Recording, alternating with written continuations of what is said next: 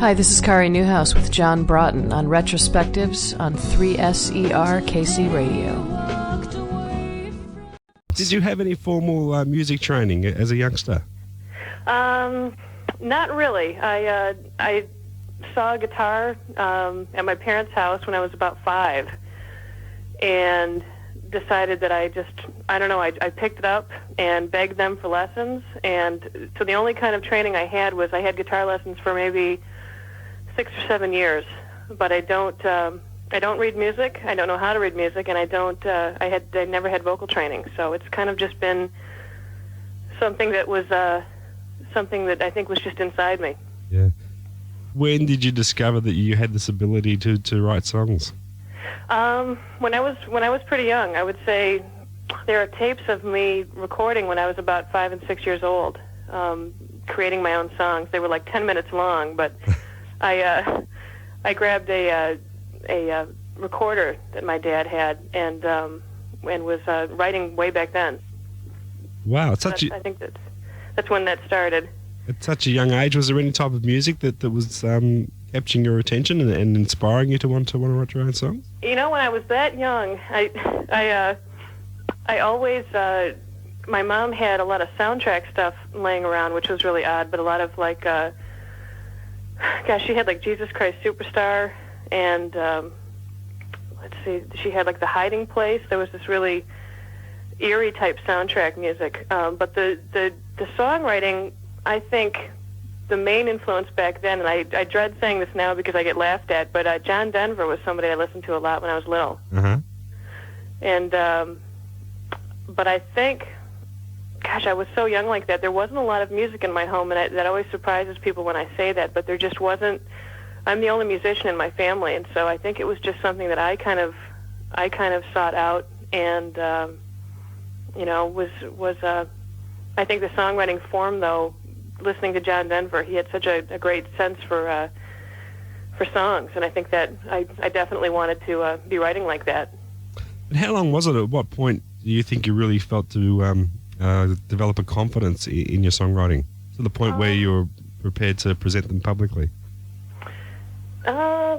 I always had, oddly enough, a pretty strong confidence in that. When I was maybe 12 years old, even, I was always performing for my parents' friends and things. But when I got to be 12, I was playing at school and going around to different schools and playing for them. So I think I always, I just didn't know any better. I was writing songs and I wanted people to hear them. So I never had that insecurity where it was, geez, I'm not sure if I'm good enough to present these. I just kind of did it. Read that your old elementary school still has a song of yours on file that their school choir uses. Yeah, it's a song I wrote called Space, and I think I was maybe 11 or 12, and the school choir, I think the teacher there transposed it, and the choir there learned it the year that I sang it, and I guess a few years later, someone told me that it was still on file, and they pull it out from time to time and still sing it. So that was kind of cool. Tell us a little bit about the area you're from there in Ann Arbor. Ann Arbor. Well, Ann Arbor's kind of this little floating. It's kind of a different city. It's got almost like a San Francisco kind of different flair. It's a university town. And it's a strange, when I say by floating in the middle, most of the other parts of Michigan are very different than Ann Arbor. Ann Arbor is like this big university culture, pretty liberal town. It's quite different than, you can go 10 minutes outside of the city and go into a different city, and Michigan is very different than Ann Arbor. So I feel pretty lucky to have grown up in such an open-minded town. Yeah. And also being around our city is basically University of Michigan's college campus. Downtown is the campus, so it is kind of like growing up in a college town, in a college campus. So it's pretty nice, and we have nasty winters and pretty muggy summers. It's hardy people that live up here, that's for sure. Is a healthy music scene there? I would say I would say it's okay. They're, I play a lot in the Detroit area, Detroit, Michigan, and around Detroit, they're still more into the, I would say, kind of like the heavier rock scene. In Ann Arbor, it's always been kind of a folk scene, and back in the '60s and even now. And I don't think that we don't have a lot of places to play in Ann Arbor, contrary to what people think. So a lot of musicians from Ann Arbor tend to try to branch out and play, outside of the state or in the Detroit area more. So we do have a really cool place here called the Ark. I'm not sure if you've heard of the Ark. Mm-hmm. And I do play there frequently, but my stuff does not typically fall strictly in the folk category. Only some of the things I do, if I play acoustic, mostly with the band, and that just doesn't. I wouldn't classify that as folk necessarily. That's something I want to move on to, actually, your musical styles. Hearing your album and reading about your live shows, I get the impression that you consider it important to mix up your musical styles and remain versatile. Would that be right? Yeah, definitely. I just never wanted to. I never wanted to get billed in one, pegged into one category. It was really important for me to not just be. I feel like folk is very limiting. I also feel like when you say rock, it's pretty general and broad, and it's always been really important. Although I've even had, people say, "Well, why don't you stick to one or the other?" It's been important for me to be able to play, with the band, and to play some pretty heavier rock stuff, and then to, either have them leave the stage or to, to have them sit while I do a couple acoustic songs, because both of those styles have always come out of me, and so I feel like just for that reason alone, it's very important for me to get both those things out, and to not limit myself to one or the other, and to keep working on both those styles. I think reading through all the various articles you sent over to me, I saw your music described as alternative funk, pop, folk rock. I think New Age was in there as well, and one or two others. Yeah. How do you feel about being pigeonholed like that, or people trying to pigeonhole music like that?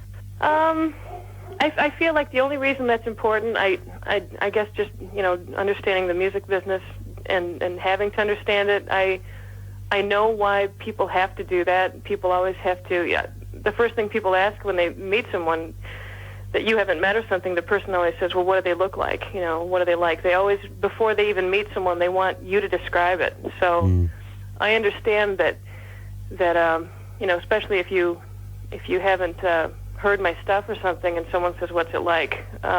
It makes sense why they need to, I guess kind of, put a term or something on it. I'd much rather have people see it and make their own opinion, because I really don't feel like we have enough. I don't think our language is expressive enough to completely paint a perfect picture of what someone's musical style is like. It's like describing someone's poetry. I mean, it's very difficult to say it's like this, and having someone say, "Oh yeah, I get it." You really have to hear it. I guess it doesn't bother me when it's put into a generalization, like a alternative or a rock or some kind of category, and if they kind of change it up. But it does bother me if they were just to stick to one thing. Like if I was just called folk, or if I was just called New Age, I think you'll hear all those elements. So I would much rather have people hear it for themselves, though, and come up with their own opinion about it. Now, what would be some of the main difficulties you find earning a living as an independent musician over there without that major label backing? Well, it's definitely it's a struggle, but you also feel like the things that you accomplish are just that much more sweet. If you have a really great show and a lot of people turn out, or you get a great article written about you, or for example, someone from Australia wants to play you on the radio. Yeah. That's it's quite a thrill to know that you've done that. Yourself, the work that you've done without the help of a major label or marketing like that.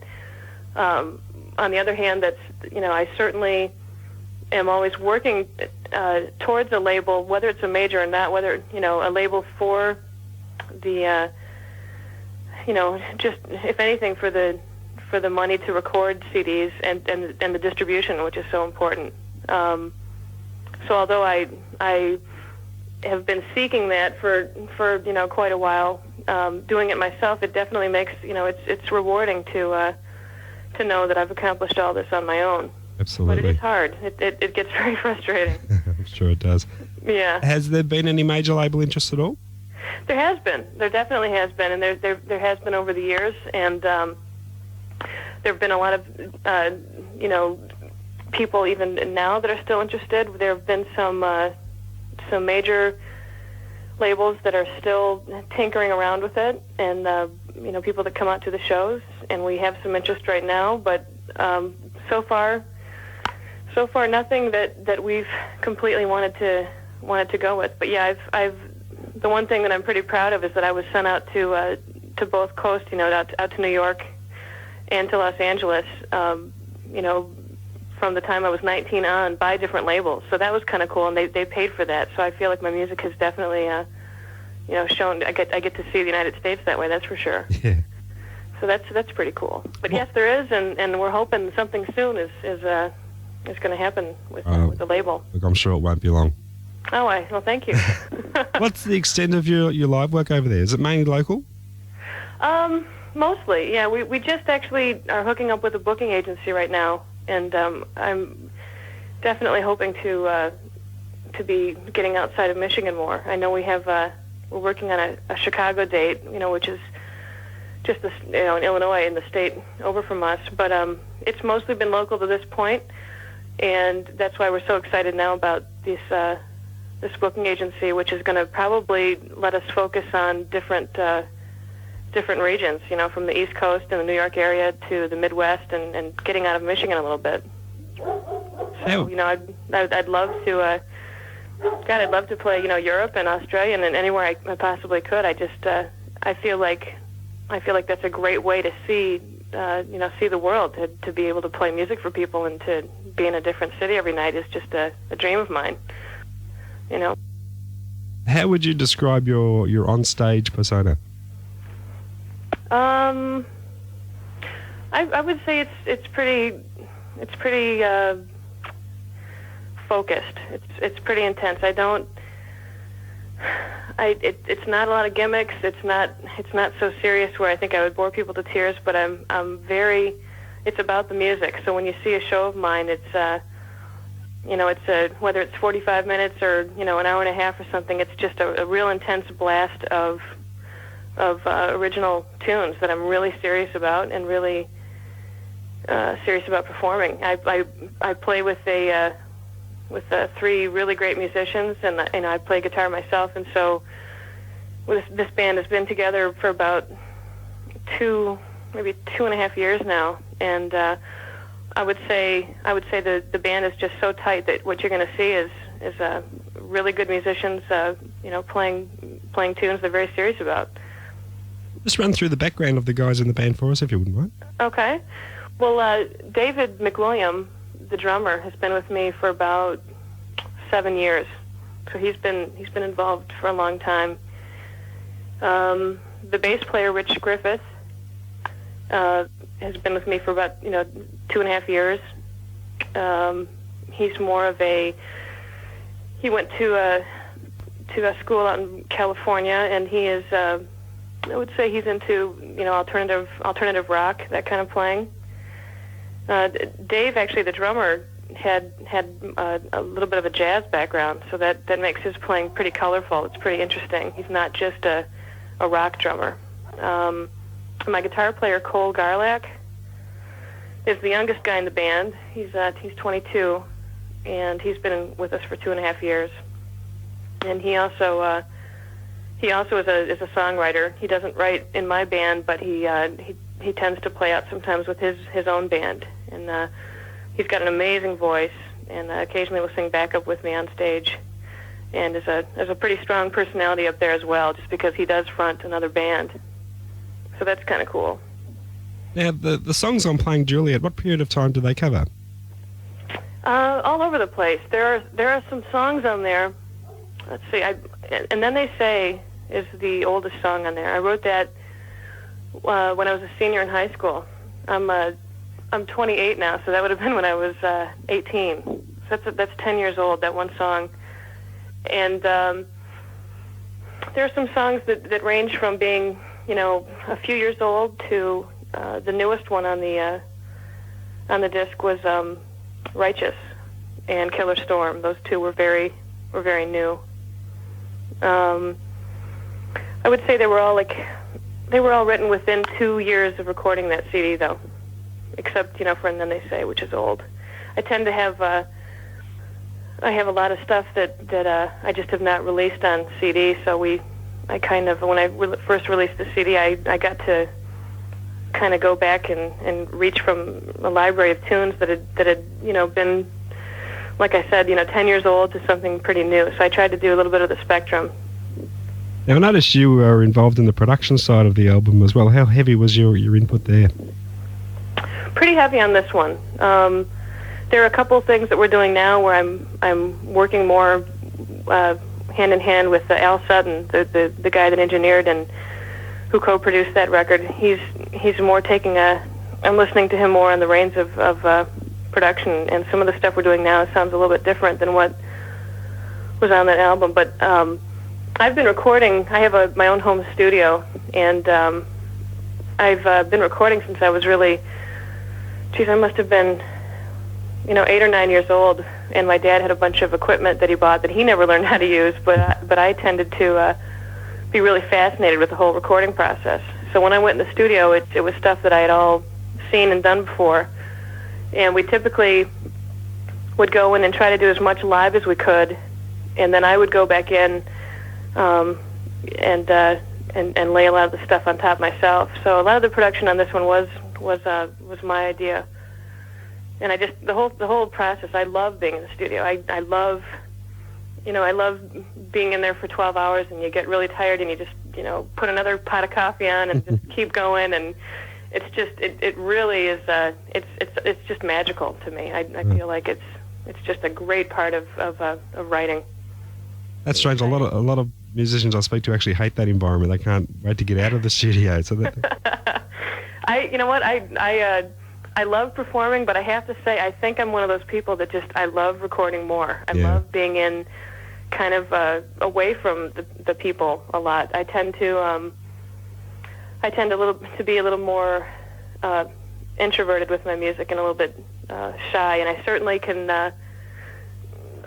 handle myself around people. But I think if I had the choice, I would much rather be away from a group of people. I'm not a boisterous, outgoing person, and so when I get to create alone, in the studio, to me that's just very exciting. And then when I'm up on stage, it's also kind of a rush. But I know a lot of people like performing more than recording, but I love the recording aspect. So would production be a field perhaps you'd like to even get further into, perhaps to the point of even producing other people? I've done a little bit of that just for friends.